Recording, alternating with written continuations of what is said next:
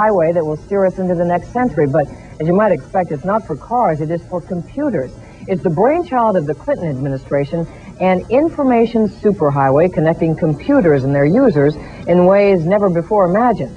News Center 4's Carl Sonkin reports some big businesses are already building their own computer corridors. Carl joins us live from San Jose now. Carl? Well, Suzanne, you can actually think of it as a highway. Instead of pavement, you have fiber optic cables or telephone lines. Instead of cars and trucks, data moving back and forth, all you need is a computer to log on. But in one Bay Area city, the electronic superhighway isn't a dream at all. It's a reality. Maybe a little smaller, though. Welcome to Citynet, Cupertino's electronic avenue, and City Councilperson Wally Dean, who's a believer. So if you want to go into city government and ask a question, it's visual. Citynet means Cupertino residents are linked electronically to all departments of City Hall. All they need is a home computer.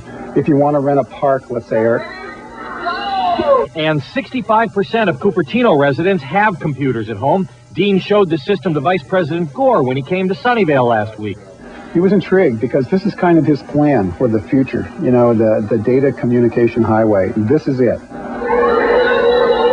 Parents can log on to their kids' schools via Citynet, talk to teachers, get learning aids. Let's say he's having a problem in reading. You access the software that will help the child, and you download it to your machine. Showtime.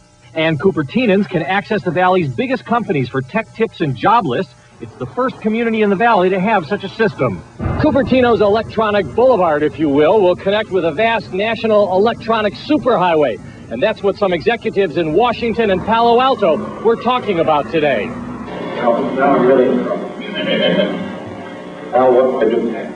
Bad audio problems plagued the television satellite linking the two cities as executives announced the National Information Infrastructure Testbed. We believe that the private sector must take the lead on building any information infrastructure.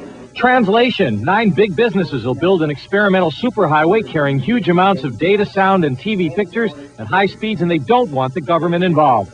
We think it's a great business. But it's going to cost the public. Well, sure. I mean, everything does. So does your telephone. So does your cable TV service.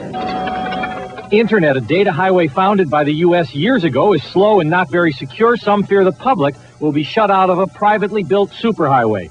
And indeed, some of those highways will be freeways and some of them will be toll roads. The obvious dream here is that your school-age kid will come home one day, log onto his computer and get into a encyclopedia with moving pictures and sound instead of playing video games. Suzanne? Carl, I know you've thought of this, but as more and more computers talk to each other, doesn't that heighten the need for security so that parents can't get in there and make their kids' grades better than they actually are? Well, certainly in the Citynet system of Cupertino, that is something you can't do. There's strong security against changing grades and things like that. All right. Thank you, Carl.